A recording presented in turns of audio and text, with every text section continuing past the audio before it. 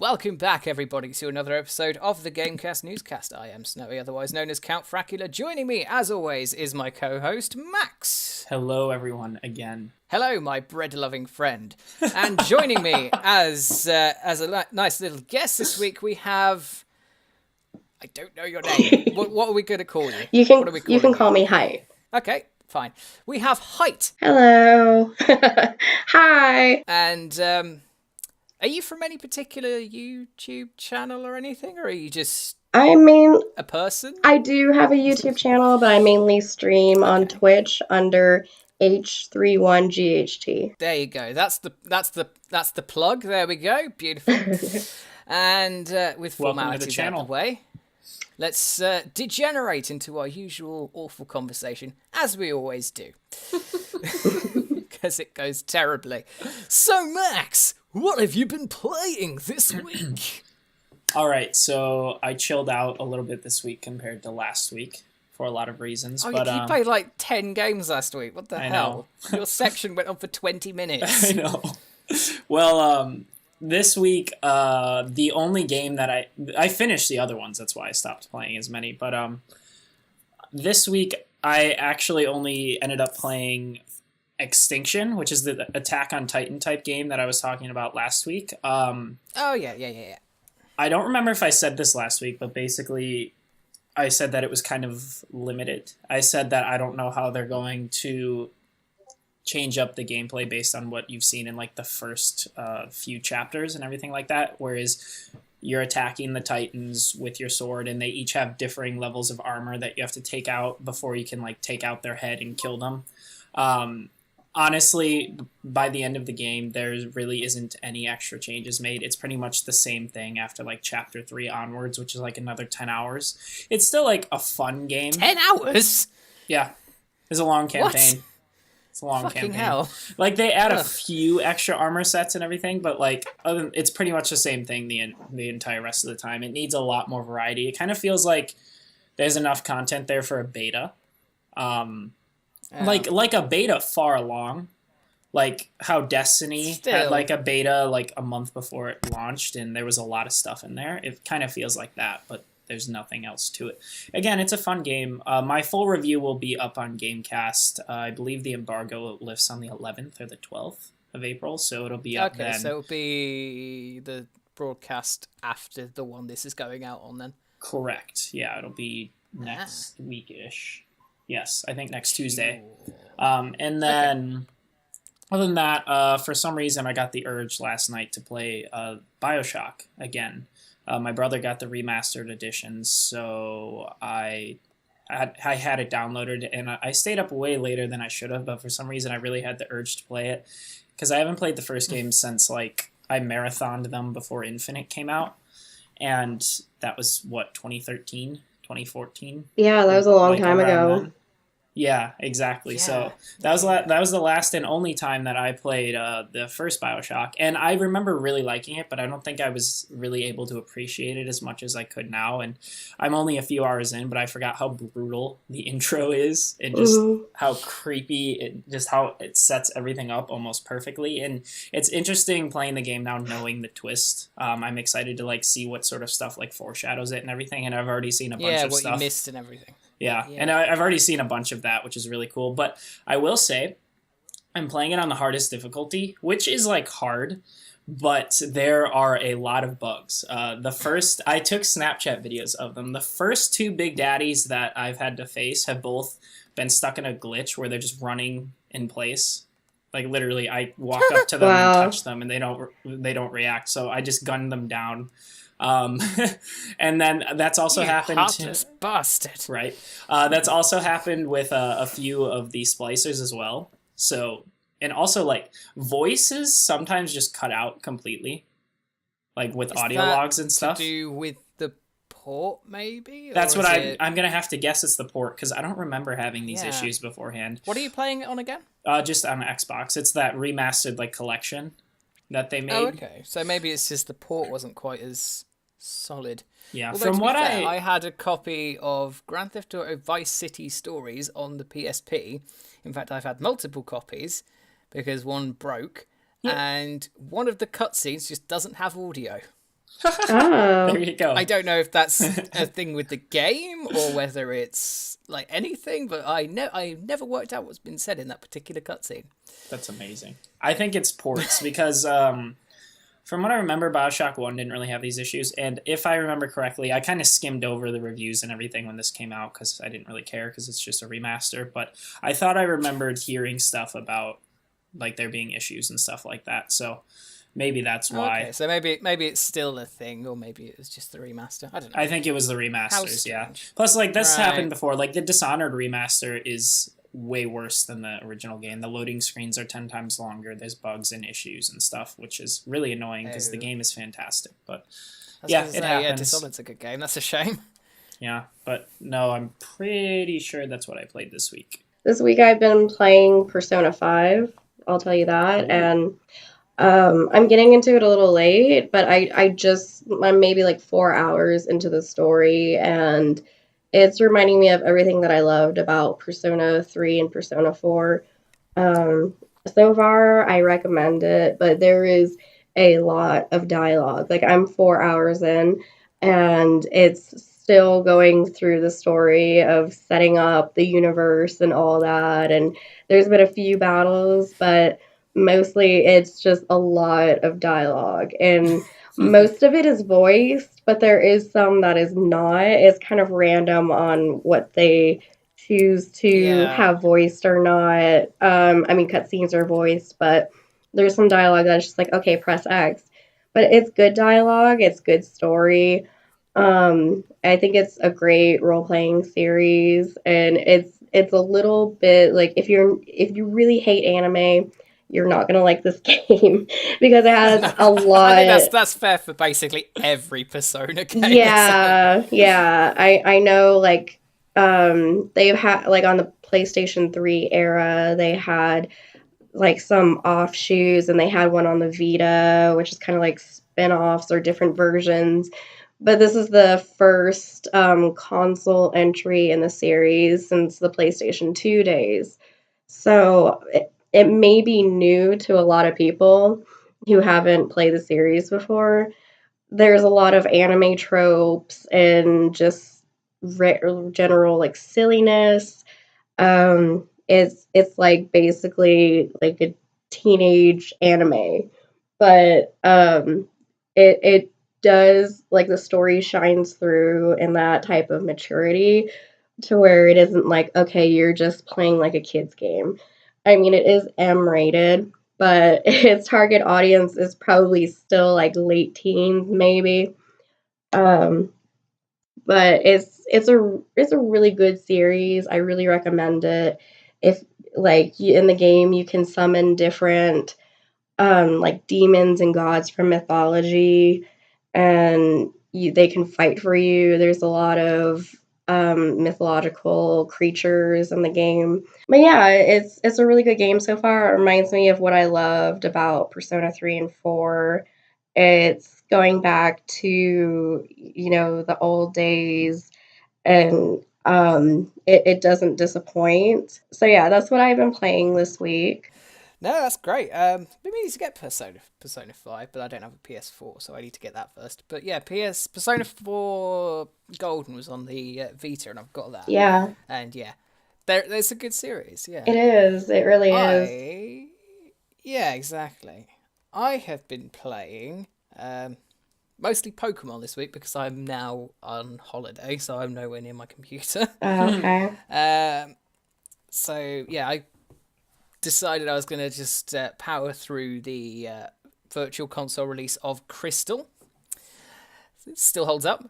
It's still a very good game. It's a lovely little thing, and it's because it's the virtual console release, they included the event to get Celebi within the game just as standard. You didn't have to do anything special. You just complete the Pokemon League, go into one of the Pokemon centers. It gives you the thing that you need to go and get a Celebi. Oh, nice. Completely legitimately. So that was great. Nice.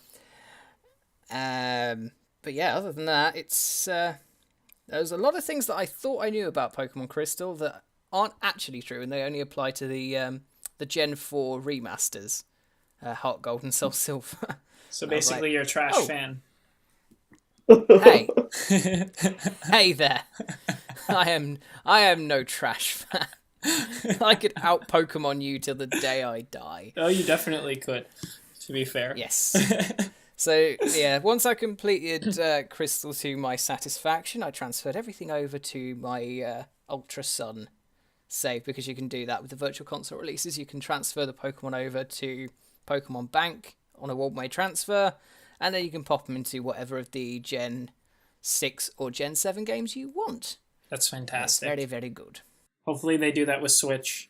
I doubt it. Actually, to be honest, it's probably going to be different. Oh, yeah. I was thinking about that the other day, yeah. It's probably going to be a different type of game. Not, because that would then break a line that you can connect. You can connect a line between the Gen 3 games and these. Yeah. Well, I just feel like literally, you can play a game on the Game Boy Advance, get the Pokemon from there all the way over to these ones, the new ones. Right. Well, I feel really like, how the GameCube one, how the GameCube was like Pokemon Coliseum, like it was its own thing. I love those. Yeah, they were fantastic. It did its own thing, but you could still transfer Pokemon between those and the Game Boy games. Oh, could Game you? Boy Advance games. Yes, there was one particular Pokemon Center that had a trading point, and once you completed the main story in both games, you could transfer Pokemon between those and the Game Boy games. That's fantastic. Well, there you go. I feel like the Switch version, there's no basis on this. This is just my gut. I feel like the Switch version will be a bit different, kind of like how Coliseum was like its own type of game. But maybe since they did that, maybe they will allow you to swap over after beating the story or something like that. Interesting.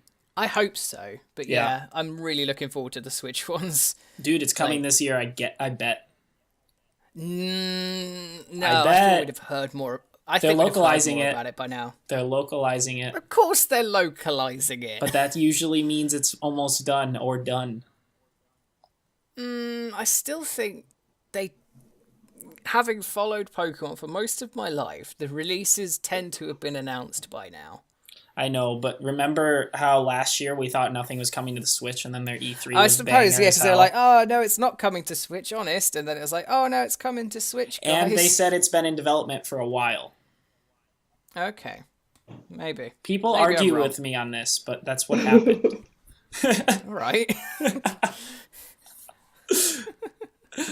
I'm telling you, Snowy. Okay. I believe you. Jeez.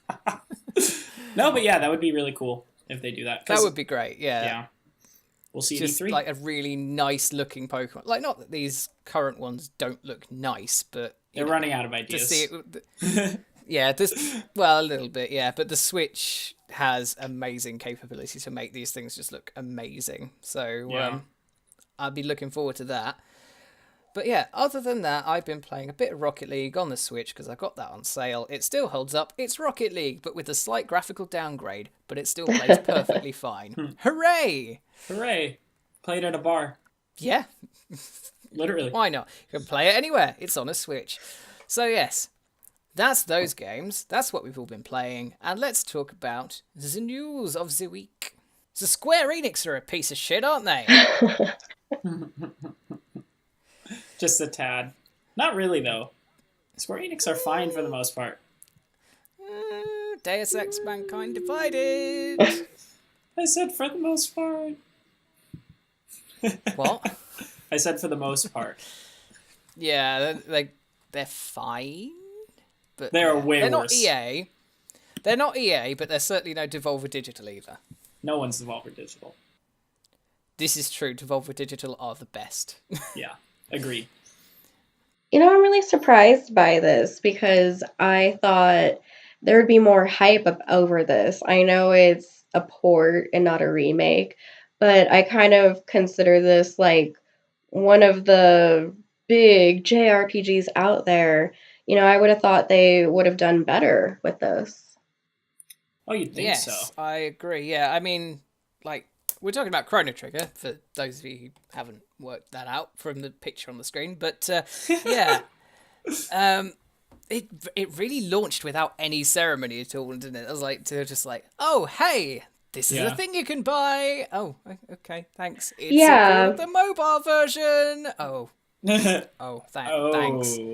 Great. And I did play this back on the DS. I never played it on the SNES, but I played on the DS. Yeah, the DS version is supposed to be really good, isn't It it? was. It really was. I didn't have any issues with the game. But it was my first time playing it, and it was a really good port. In the sort of the week that this remaster launched, or well, this release launched on Steam, the price of the DS game on pretty much every site skyrocketed. Mm-hmm. Not Oh, surprised. really? It seems to have it's settled down a little bit now, but you're still looking at good sort of 50 quid. Wow. See, I'm a little quote unquote frustrated that they're fixing the style now. Because why? No, I will explain. Did you hear me say Aye. aye.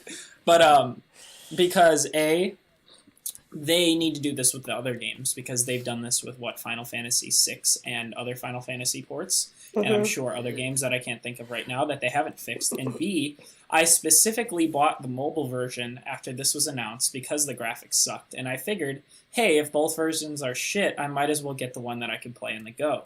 But now that they're fixing this, I kind of want to stop. You want the other one. Exactly, I want to stop the mobile one and kind of buy the PC one. But yeah, we'll see. I mean, do you think the reason they didn't fix the graphics on Final Fantasy VI was because not as many people complained? Maybe because I know a lot of people complained about Chrono Trigger. I think a lot of people complained about 6 as well. I think just 6 is available on other things, whereas Chrono Trigger isn't. Chrono Trigger is only available on mobile, DS, and now PC. Final Fantasy VI, if I'm not mistaken, you can get that on PS4 and a few other places as well. And I believe it was only the mobile version that was broken. Or not broken, but crap. Shocking. Yeah. Well, no, the PC one is too. The PC is a port of the mobile. It's still not got great reviews on Steam. It's only on sort of just over mixed. 6 or Chrono Trigger? 6. Yeah, because the port is trash. I have it. It's not. It's mobile. Yeah. It's annoying. Looks gross. Let's be fair. Square Enix don't seem to be very good at doing modern PC ports. It's not even that they're not good at it. It's that they just change the things that no one asked them to change. That's the thing I don't get. It's just keep the graphics the same. They're good. They were good graphics. No one wants these trash graphics. That's it. I understand there being some issue with the UI. That's fine. That can be fixed. But the graphics, it's there's no need to change that at all. I don't understand. No. But yeah, Square Enix have said they're going to actually not just fix that, but fix quite a few of the other issues. I don't even know what the other issues are. There were sort of a few performance issues. Really? The sprite softening filters, you couldn't actually remove them. Interesting. And they used they used a weird quote pseudo touch interface on it, which I think is just you can sort of see the touch controls maybe. Yeah, see, okay, on the mobile version, I would not want to see that on a PC screen. On the mobile version, they're terrible. You have to you don't have a dedicated stick. You literally, the screen is clear. No, you just have to use it. The screen is clear, and then wherever you put your thumb or your finger, an analog stick shows up. Oh, so you have to No, I've played a game that's like that, and it's really... It's terrible. It does not feel nice. Exactly, and to talk to people. So, I have to rush up and say someone's running around and I have to talk to them. Not only do I have to fucking finagle my way up to them, I have to make sure they're looking at me, and then I have to tap through my character on them, because, your character's in the center of the screen, and they're in front of you. So I have to tap through my fucking character on them to make them work, while trying to maneuver this joystick to get in front of them, and it's incredibly frustrating. Yeah, that does not sound if you intuitive. touch it wrong, you'll just get a joystick in the middle of the screen. Exactly. And the combat too. You know how you can pick between different characters? You can't actually tap on each character. You have to swipe left or right. As if... What? Yeah, no. It's terrible, because in combat, I'm thinking tap this character, tap this character. No, you have to swipe and make the marker go. So that's frustrating, especially because it's real-time turn-based kind of. So you have to be quick as hell. And so when you're exploring, you have to tap on people, but when you're in combat, you don't. So it's annoying. Yeah, that sounds it. Jeez. That does not sound intuitive at all. It's the opposite. It does not. To be fair, pretty much every mobile game that isn't specifically designed for mobile isn't very intuitive to control, I don't think. True. That's fair. I've heard good things about the PUBG port on mobile, though. What about you guys? I've heard decent things. I've heard decent things about the Fortnite port as well, but at the same time, I don't really want either of them on mobile. I don't know if that's just me. I get it. I get the appeal. But yeah, I've also heard very good things about both of them, which is surprising since PUBG can't even fucking run on a PC. But it can run great on a phone. The interesting thing with PUBG Mobile, though, is like apparently, I don't know if this was confirmed or not. I tend to ignore PUBG and Fortnite news now because I'm just sick of hearing about it. But I've heard that they play you. There's a bunch of bots in the 100 players instead of just players. Like there's bots mixed in as well to make the game feel more lively because I guess. Well, I think that otherwise you'd be waiting for a while for a. Well, that's the game. Up, probably. Oh, yeah, okay, servers, yes, I guess that's true. I thought you were going to say, like, waiting for, like, interactions and stuff. But, yeah, I guess that's a good point. If you got to wait for 100 people to come into a server, on mobile. I don't think they're mixing the pools of players, so it might be a bit more difficult. Yeah, exactly. Certainly better than Chrono Trigger on mobile. Yes. Shots fired. But, bringing it back on topic. But at the end of the day, it's good that they're fixing the port. Hopefully this leads to other ports being fixed. Kind of like how Crash is leading to Spyro being remastered. Just saying. Yes! Yeah. So Square Enix is going to fix their shit port of Chrono Trigger. We'll leave that there. That's done now. Spooderman does whatever a spooder can.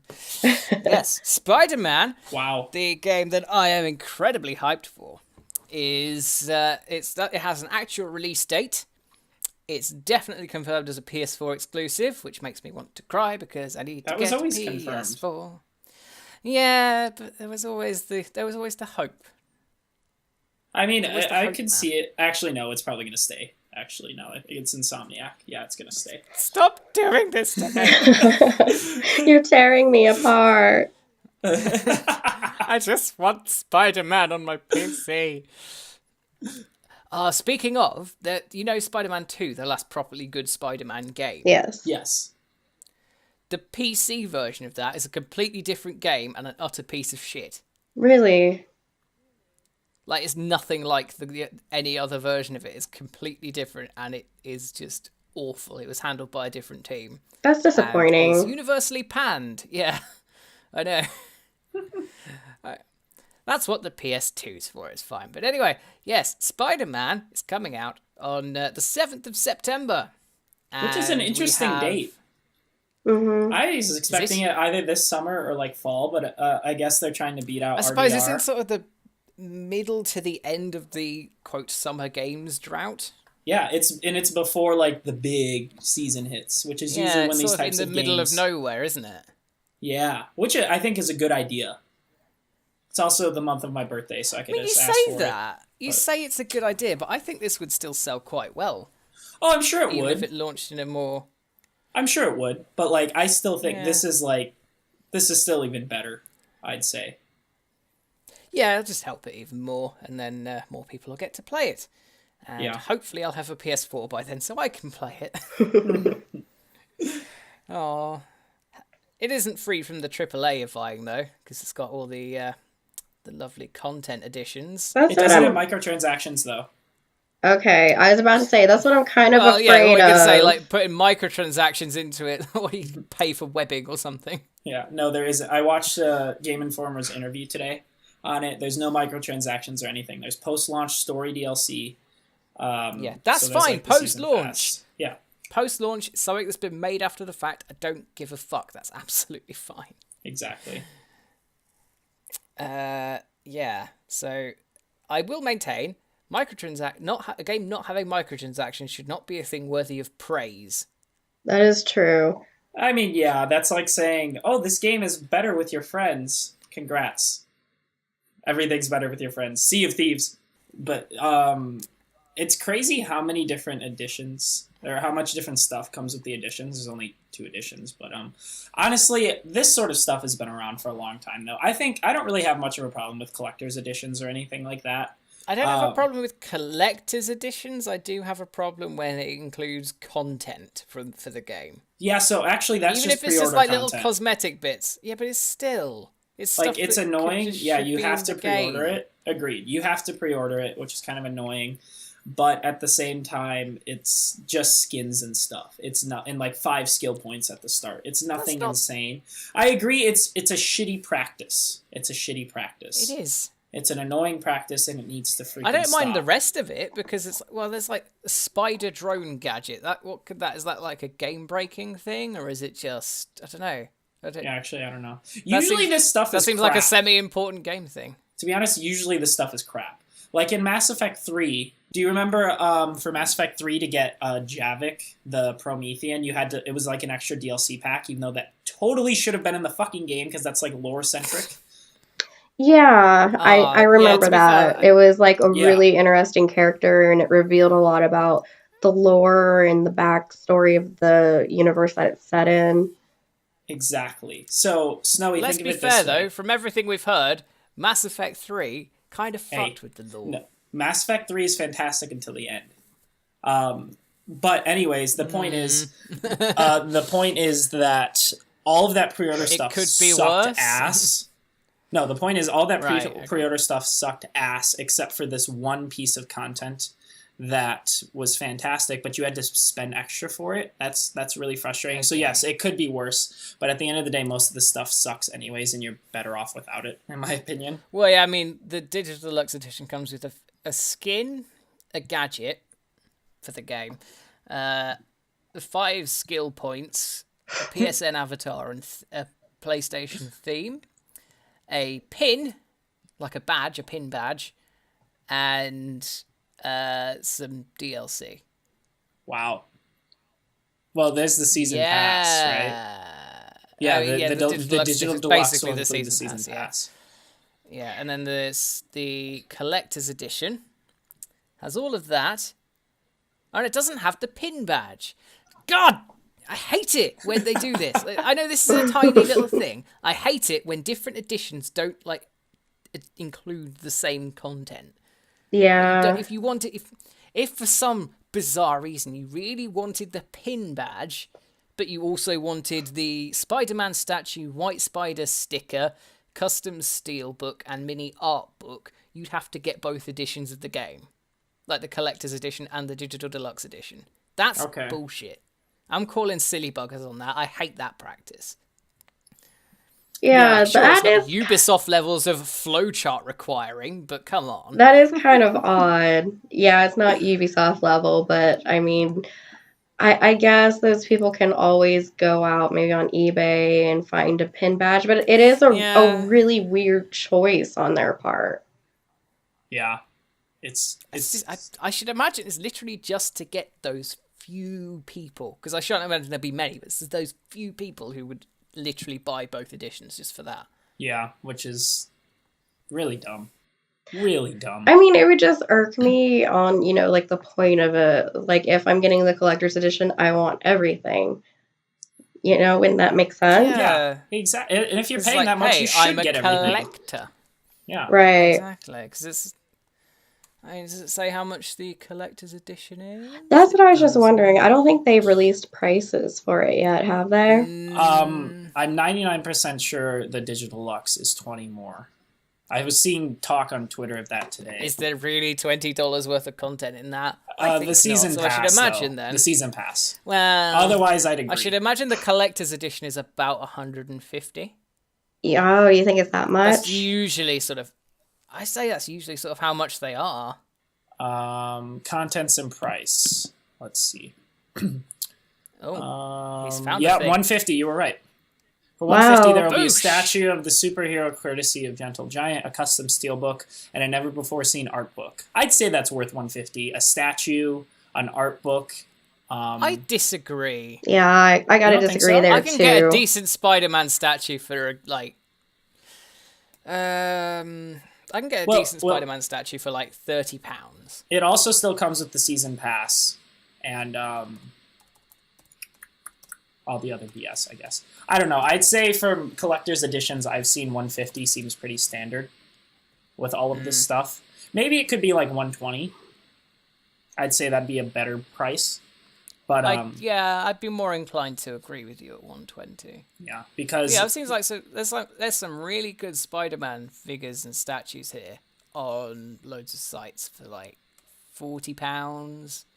Yeah, that's true. Oh wait, I mean, there's some that are really expensive, but if you look at the image, Spider-Man you're statue. good.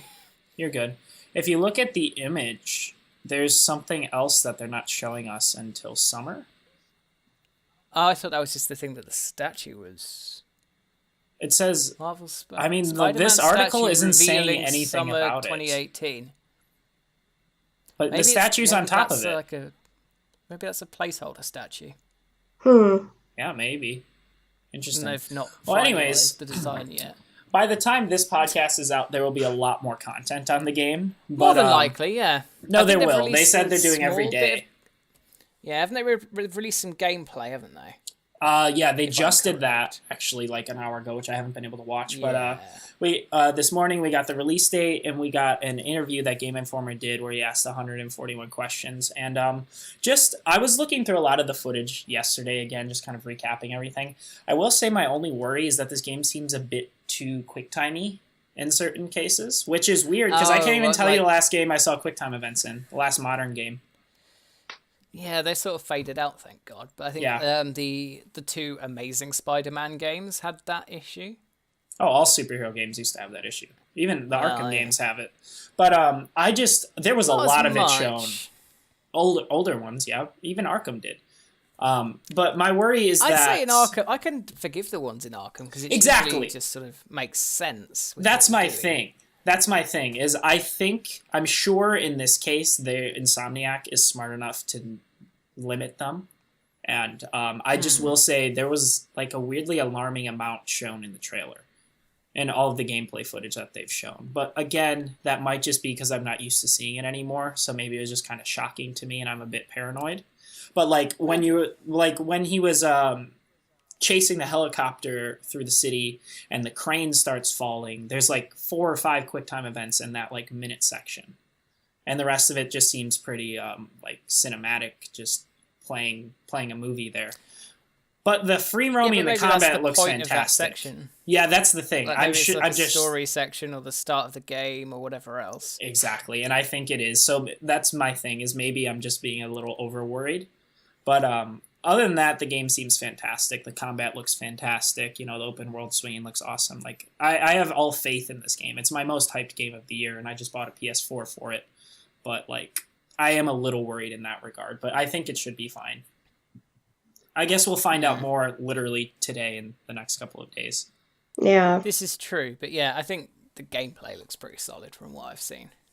Like, it's very sort of Spider-Man. It's got the Spider-Man 2 web swinging down. It's like, hey, you actually need to think about the web. Yes. And what it's doing and your momentum. Exactly. That's and the like, way you need to do it. And the way do it right.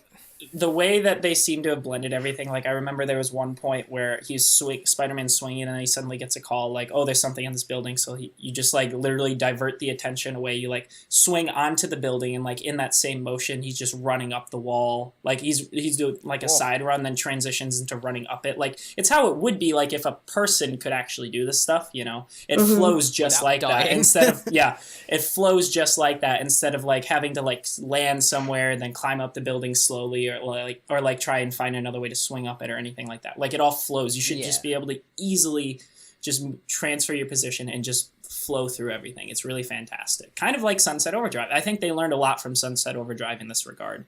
It seems to be like an evolved version of that sort of stuff that they learned, which is a fantastic game, by the way, Sunset Overdrive, if you haven't played it. I've heard mixed things about it. Mostly to do with the story, though, rather than the story. Yeah, I guess the story is... I mean, the story's fine. It's very self-deprecating. That and the comedy is apparently not very comedy. It's hit and miss. It's hit and miss. Like, it's self-referential a lot. It was funny, actually. My friend was just playing it the other day, and I haven't played it since release, and, like, I was cringing at some of the moments. But, like, those, honestly, there's a lot more good moments than there are bad. And the gameplay is fantastic. Like, is fantastic gameplay. Well, you've not said much hype, so do you have any hype for Spider-Man at all? I do. I remember playing, what was it, The Amazing Spider-Man 2 on PlayStation 2 back in the day. And Oh, yeah. I, now with the capabilities that are possible technologically, I would be amazing to have another open world setting like that and see what they can do with it in modern day. Definitely, yeah. I mean, the PS4 is more than capable of producing a very good open world game, as we've seen with things like Horizon. So, yeah, you know, I just want to see those mechanics actually used properly. I think that is the gameplay they revealed a little bit ago. I think that's supposed to show a lot more of that sort of stuff. And I'm sure there's going to be collectibles, so I cannot wait to get distracted and, look, something shiny, and just spend hours swinging around in the world. That sounds amazing. Collecting everything. Mm-hmm. Oh, yeah, definitely. I think it's really cool, to be honest, too. if it were me, I'd just spend all of my time just swinging around the city and ignore the story entirely. Yeah. Like, I'm just gonna have fun. That would be me. I'd put like 100 hours. I'd put like 100 hours into the game when it's actually supposed to be like 40. That would be me. Oh, yeah. Yeah, exactly. I think it's really interesting, though, because they said this isn't going to be like an origin story like a lot of these superhero games. Like, instead, like, he's had the powers for a while. So, like, you start in that regard. I know Miles Morales is also in this, so maybe there will even be 2 Spider-Mans. You get to play as Mary Jane and Peter Parker as well. Oh. They're both playable characters. I don't want to play as Mary Jane. Yeah. Well, apparently, so during the interview, he was saying, like, I understand you want to play Spider-Man, but Mary Jane will actually be a very, like, important and, like, essential and, like, actual fun part in the game. Like, apparently, like, they've focused a lot on that, so I'm sure we'll get more on that as well. Right. But I agree. I have to imagine that they wouldn't make you play as Mary Jane without good reason. I'm going to see what she does for a job and see if they can make anything interesting out of it. Yeah. Yeah, that'll be interesting. But yeah, you also play as Peter as well, I know. So, like, you're focusing on that a lot. And, like, I'm sure there's going to be a bunch of villains in it and everything. I can't wait for. Like, he was super quiet about the villains and which ones will be in there. So I think it sounded like, if you guys watch the interview, it's only 10 minutes. It sounds like there's a lot they aren't showing us that will surprise people and make this game, like, a really high-tier game. Like, I understand you kind of have to say that sort of stuff, but if you're the creative director of the game, but also just trusting Insomniac, I think there's a lot more here than they're letting on. Like, a lot more. Yeah. Something interesting I did notice, apparently 2 out of 3 of the costume DLCs, they're going to reveal those later. So, it'll be interesting. How exciting. Okay. Yeah. Skins, yay. Actually, recognizing that first one, I'm pretty sure the other 2 are in the interview. Like, there's footage of them in the interview, because I've seen 2 other costumes in that interview, if I'm not mistaken, that aren't here. So I wonder if they've already done that. They just haven't shown it in this specific regard, which is even more annoying. Maybe, yeah. What is the first one? Really annoying. Spider-Man is in his workout clothes. What is that supposed to be? If I remember from the trailer, it's like a punk-ish Spider-Man. Like, that's a spiked jacket. Like, they show that in the trailer, or in the interview. And then the other interview is, like, him with, like, a black ski mask on and, like, goggles and, like, a sweater on or something. Interesting. They said there's going to be a bunch of different skins, yeah. I just think that's kind of odd over his costume. Yeah, right. Maybe. I mean, I do love his costume, though. Oh, yeah. Oh, everyone loves Spider-Man's costume. Coming back to Mary Jane, according to Marvel's official bio of her, she is a nightclub owner, television show host, actress, and former model. So... Oh, shit. I mean, like, that's... I was thinking maybe they'd go something along the line of detective, but obviously that wouldn't work because she's not a detective. Watch is going to be going to the model studio and having all QuickTime events of like, press X to pose. Oh, no. Oh, no. I got $5 rating on it. If I'm right. Oh, no. That would be terrible. No, I'm sure they wouldn't. They can't have her sections being anything to do with her job then, unless they change her job. I'd like to do some sort of detective kind of games like that, like the sort of you're cleaning up a superhero. They do villain incident. They do show a few seconds of her gameplay in the interview, right. And from what I remember, Spider-Man's there. Like it's like she's being held up at like a crime scene, and it shows her like crouching behind some boxes. Like while you're playing her as her, it looks like you can throw something or something like that. I don't remember. It was literally only a few seconds. Right. But yeah. Okay. So I wonder if it's going to be some type of stealth gameplay. Yes, that's what I'm sort of thinking as well. Because in the interview, also, the guy literally asked, he's like, "Is this a stealth game?" And he was like really vague about it. He's like, "Parts of it can be seen as stealth, yes." So I think Spider-Man is no. I think he said it in a way like he's not revealing more. There totally okay, is. so it wasn't like a non-committal. No, yeah, it was more of a yes, but I can't say yes. But you know that it's yes type of thing. Okay. So I think that's more what it's going to be. To be fair, though, that works quite well with Spider-Man, like the whole Arkham style of it does. It. And they kind of had those in the older ones. You know what's funny is that by the time this goes out, I'm sure all of these questions will be answered. More than likely, it's Wednesday right now, guys, and you're listening to this on Saturday. Exactly. But yeah, interesting to speculate. I am hyped for Spider-Man. And, get a PS4. I don't have the money. Well, then you can't be hyped because you can't play it.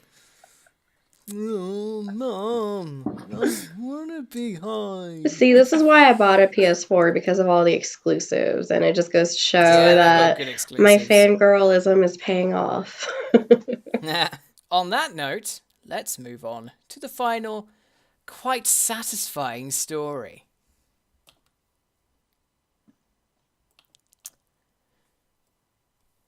So Warner Bros. Are a piece of shit, aren't they? Yes.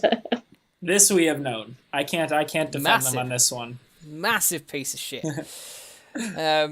Literally one of the worst gaming companies you can ever possibly think of, and I am not exaggerating. Like, they're on a par with EA for their awful business practices. Well, also, guess what?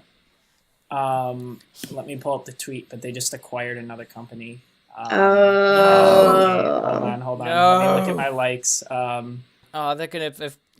gonna do an EA and kill the company again, aren't they? Probably. Hold on. It was a Reset Era thread. Warner Bros. Is now the publisher of the Hitman series, and a definitive edition is announced. That's it. No! Yep. Not the Hitman series. Yep. No! Yep. Seriously? Well, to be fair, I'm pretty sure the company was like bankrupt or something like that. There was some issue with IO Interactive. IO Interactive were owned by Square Enix. IO Interactive's division made a huge loss because Square Enix thought it'd be a good idea to carve the new Hitman game up into 5 portions for no fucking reason. They then blamed IO, cut them all off. Then they gave IO the Hitman franchise as a sort of parting gift because Square Enix knew they wouldn't do anything with it. We then thought, oh great, IO are going to be like a really sort of indie company and do great indie games like the developers of Hellblade. I think that's Koei Tecmo. I'm pretty sure Koei Tecmo is a publisher because they published. They do the Dynasty Warriors. Because they also did Neo, the PC port of Neo. Oh, okay. Hellblade was published by Ninja Theory. That was it.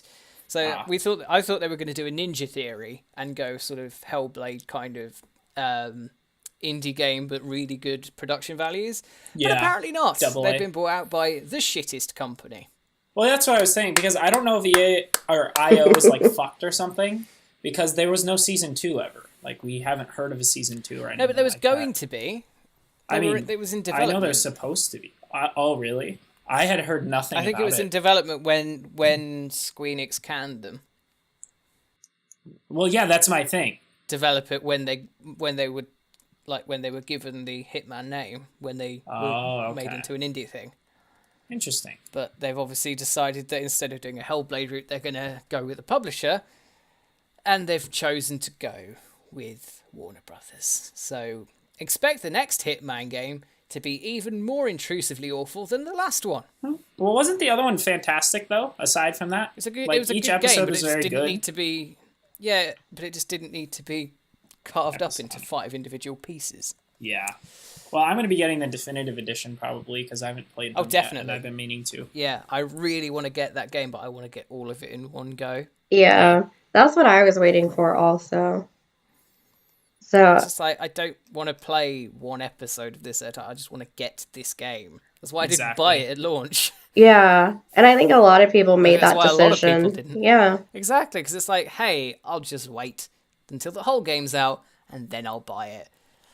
To be fair, though, that's how I approach a lot of games. I'm just like, I'm just going to wait for this to drop in price a little bit, and then I'll buy it. yeah, You have, and you have more patience than most people. And I mean, it was an odd choice because with games that are story-based, like the Telltale series, I can kind of see where they're coming from and splitting it up episodically.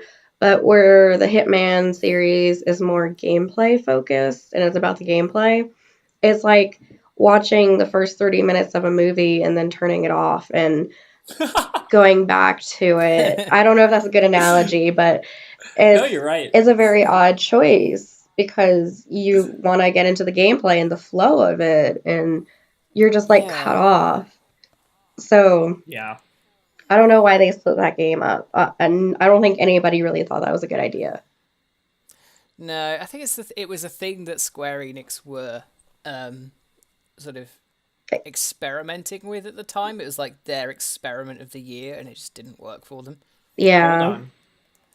I'm reading through the thread. First off, there's a funny comment. Someone says, "No, why? Why bother paying so much money to get independent when you go to one of the worst microtransaction publishers after that?" And then someone replied saying, "Because they paid so much money to get independent." Ha, that's funny. Anyways, a different comment says, "From what I've seen from the press release and actual comments from the devs themselves, this title is incorrect, and it seems like journalists are jumping the gun. This partnership, as of now, is related solely to the Hitman Definitive Edition. WB has not become the publisher of the series, and IO continues to publish the older titles as well as the digital Hitman we have now. And they still own the IP, and they're solely partnered with WB, according to this other stuff." Still doesn't it still doesn't mean that WB couldn't at some point fuck over any new Hitman game. Agreed, but this is a bit better sounding. Only a bit. To be fair, I'm just very cynical of Warner Brothers because they're a piece of shit. Let's get back on topic. Hey, they did a good thing today. No, they didn't do a good thing. Monolith did a good thing, and Warner Brothers agreed to it. So you know how the loot boxes in Shadow of War were really shit and made me not buy the game? Mm-hmm. Yeah, a lot of people, myself included. Yeah, they're being removed as of July the 18th, which means I may actually be able to buy the game. So who fucking Ray? So what I'm wondering though is, what does this mean for the people who have already spent their money on those microtransactions? Well, I'm glad you asked. If you bought, because the only thing you could buy in game is you could buy the loot chest directly, I think, but you could also buy the gold and one use like orcs or something, can't you? You can buy like a bunch of one use items. Fucking whatever. Yeah, but if you bought gold in the game, you have until a certain cutoff period to use that gold. I think actually that is going to be the 17th of July.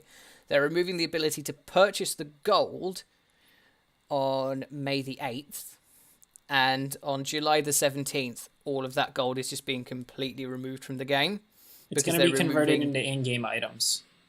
Is it? I thought they were just removing it. That's what it says at the bottom. You had to... Oh, if players have unused gold by the end of the time allotted to spend it, any remaining gold will be converted to in-game items. Okay, my information was outdated then. Wow. Yes. I thought it was just gone after July the 18th, but whatever, fine. Yeah, if you don't spend it within that time, fine, you get in-game items. But on the 17th of July, all of the marketplace and all of the war chests, which are the bits where you buy orcs, will be removed from the game. Hooray! And also, they're going to rebalance the end game so that it's not so reliant on you having to get war chests. Yay! It's almost as if the microtransactions had an effect on the gameplay.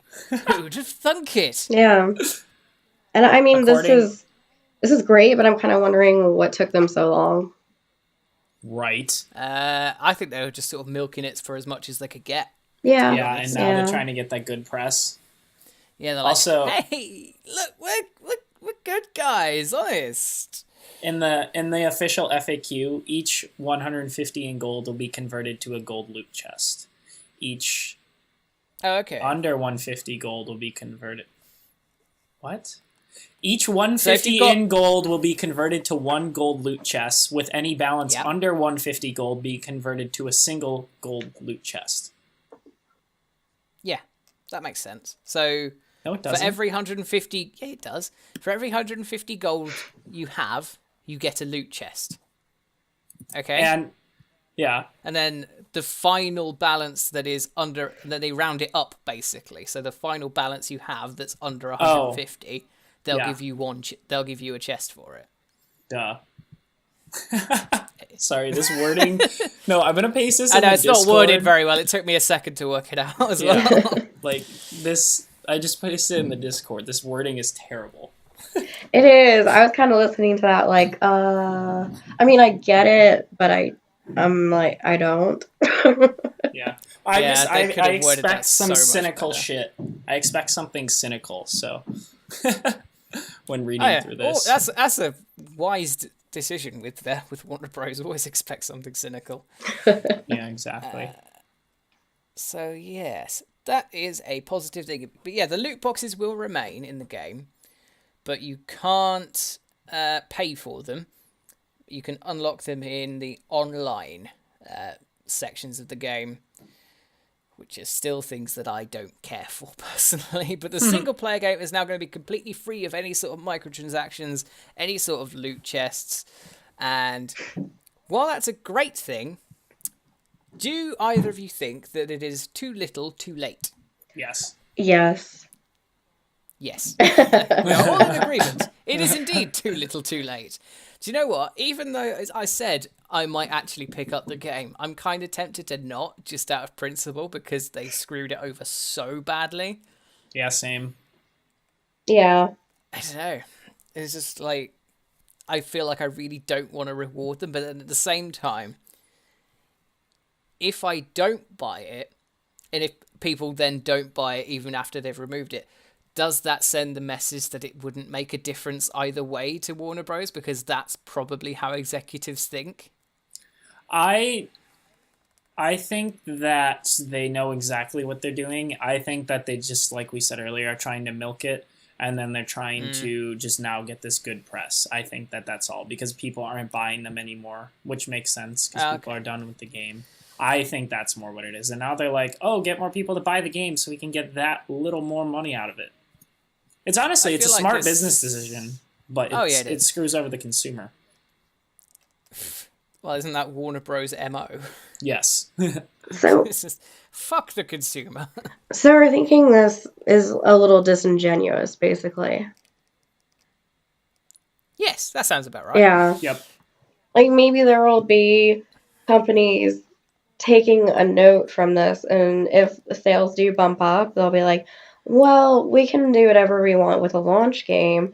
We'll just take it back out. And then take it out later, and it'll be fine. Yeah. There is that. So this might set a bad precedent. We don't know. It could go one of two ways, depending. I don't know. It's a very interesting thought experiment as to how a weird, stupid corporate entity would take this. I mean, only time will tell, and we can choose to take it cynically or, give it a chance. But basically, that's how I'm feeling, is it is too little too late. personally. Yes, I think I agree. Yeah, 100% agree. I think they went too far. I mean, this last year has very much been a year of companies seeing just how far they can push it. Yeah. And I think they've found out just how far they can push it because of things like Star Wars. Yup. That game. I like to pretend it doesn't exist. Yeah. I like to pretend a lot that happened at the end of last year doesn't exist. They even removed the loot boxes, but they still kept the microtransactions in. Yep. Done. Done with it. I'm just done with EA. Yeah. To be honest. Yeah, I am too. Well, you know what they did with The Sims 4, don't you? They released a DLC for DLC. Yeah. I heard that. Right, okay, you've not heard of this. Great. There's an expansion for The Sims 4. It's called Cats and Dogs. And, you know, that's perfectly fine. I mean, it's always a downgrade from just pets, but whatever. And then after they released that, a few weeks later, they released another expansion. It was like a stuff pack, but 90% of the stuff in that stuff pack could not be used unless you had this Cats and Dogs pack. Yeah, and what? I'm an avid fan of the Sims series, but I also love The Sims, but that's fucking obnoxious. That is. And that's why their practices have made me all but give up on The Sims 4. You know, they're never going to release a deluxe edition that has all the expansion packs with it because it's getting up to be over $200 for the expansion packs and the stuff packs now. They never did it for The Sims 3 either, which I'm kind of pissed off. No, they didn't because it's so expensive. There's like 6+ expansion packs each version. And then you got stuff packs, you got game packs that add content. There's these hierarchies of DLC, so you can actually create like a flow chart of the DLC that this goes to this, that goes to that. And it's unclear why they had to sell that separately. Why in previous iterations of the series it was bundled together. So it's like piecemeal, like here's DLC for your DLC, because in the system requirements it said you needed cats and dogs in order to play that DLC. So yeah, the specific bit is called My First Pet Stuff. Yeah, and it includes like hamsters and lizards and stuff like that. Yeah. Interesting. All very sort of the kind of pointless stuff you expect from a stuff pack, but at the same time, the fact that you need another expansion on top of the base game to play it is fucking insanity. Yeah, and I think it's like $40 for the expansion pack and $20 for the stuff pack, I want to say. Yeah, and then another, depending on when you get the game, between like $40 and $60. And let's not forget that they have an online store where you can buy skins and furniture and bushes. All the little microtransactions. We need different colored bushes sold separately. Wow. So, and also keep in mind that, what was it, The Sims 2, or maybe it was with The Sims 3, they gave us the tools to create all this stuff for free, and then they started monetizing it. Yeah, that was way back with like The Sims Facebook. 2. Yeah. Yeah. Yeah, and fucking trash. And they don't want fans monetizing it, so they're kind of like iffy about that. Like some stuff happened, but they don't like their fans monetizing it, but they want to, because they want to be the ones to sell us that dress at $2.99 each and that hat at 99 cents, just because they want to have a monopoly on it. Yep. Who else but EA? Gotta love them. Okay, I'm sure you can hear my niece right now. Oh, I heard that, yeah. That one Yes. was fine. Yeah, to be honest, as long as at a point where you're not talking, if something like that happens, we can just silence it, so we'll be all right. Like that, we can silence that because you're not talking. Yeah. And that's why we all record on separate tracks. Yay. Okay. I think I might mute my mic until I think she stopped. I don't know. I think she stopped. We'll be all right. I think we're at the end anyways. We're at the end at this point anyway, I think. So yeah, Middle of Earth, Shadow of War. If you want to stroke Warner Bros. Turgid penis for being such an awful company, then go ahead. But I don't think I'll be joining you. And you will be when you buy Hitman. Fuck off. Don't remind me. You can never win. If I have to suffer, you do too. Yeah, exactly. That's part of the group policy here, you know. If one of us suffers, we all have to. Yeah. Misery loves company. Exactly. Oh, it does. And that brings us to the end of another GameCast NewsCast. I hope you all enjoyed it. If you did, like, subscribe, share, whatever you fancy. Our social links are in the description. So there's a link to our Discord where you can join in some chat. That is where our friend Height managed to find us in our Discord server. At least I think that's where she found us. Yep. And there we go then. And yeah, if you fancy being a content creator with us on our channel, or if you just want to join in on a podcast, then feel free to hit us up. And if you're watching the broadcast, I hope you're enjoying that. If not, it's at... I've been getting the times wrong for about 3 weeks. It's at 12 p.m. CST. I didn't realise I'd been getting the times wrong. Apparently I had. What? Between 11 and 12 CST, depending on things. So that's the time of the broadcast. And yes, anyway, I'd like to thank our guest, Height, for joining us. Thank you for having me. This is so much fun. That's all right. That's all right. I hope you weren't too scared to join in our awful conversations. I've had a lovely time. Thank you. Oh, well, that's all right then. Good. And we'll hopefully have you back on at some point. And as always, I'd like to thank my co-host, Max. As always, you're kind of welcome. Kind of. Excuse you. And yes, I have been Snowy. And we will all see you next week for more newscast stuff. Everybody say goodbye. Goodbye. Goodbye. Goodbye.